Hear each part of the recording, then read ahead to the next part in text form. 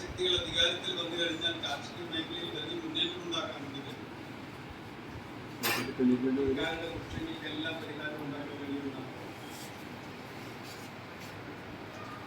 അതിന് മുമ്പ് റിപ്പോർട്ട് കാർഷിക മേഖലയിലെ പ്രശ്നങ്ങൾ നോക്കിക്കൊണ്ട് റിപ്പോർട്ട് ഗവൺമെന്റ് മുന്നിൽ സാധാരണ റിപ്പോർട്ട് അവതരിപ്പിക്കില്ല. അതിനോട് കോൺഗ്രസ് സർക്കാരിന്റെ സമീപനം നിഷേധാത്മകമായിട്ടുള്ള സമീപനം. സാധാരണ വളരെ സമഗ്രമായിട്ടുള്ള റിപ്പോർട്ടാണ്. ആ റിപ്പോർട്ട് നടപ്പിലാക്കിയാൽ ഇന്ത്യയിലെ കൃഷിക്കാരുടെ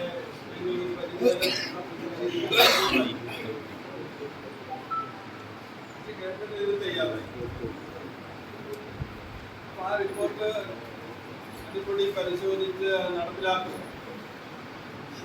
അത് ഞങ്ങളുടെ ചുമതലയാണ്. BJP അധികാരത്തിൽ വന്നാൽ ഹിന്ദുത്വ ശക്തികൾ അധികാരത്തിൽ വന്നാൽ നടപ്പിലാക്കാൻ പ്രതിജ്ഞാബദ്ധമാണ്. ഇതാണ് മോഡി 2014 തെരഞ്ഞെടുപ്പിൽ രാജ്യവാസകലം പ്രചരിപ്പിച്ചു.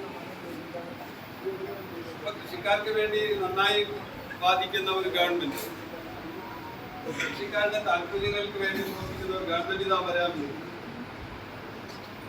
ഇന്ത്യയിലെ കൃഷിക്കാർ മുക്തരായി.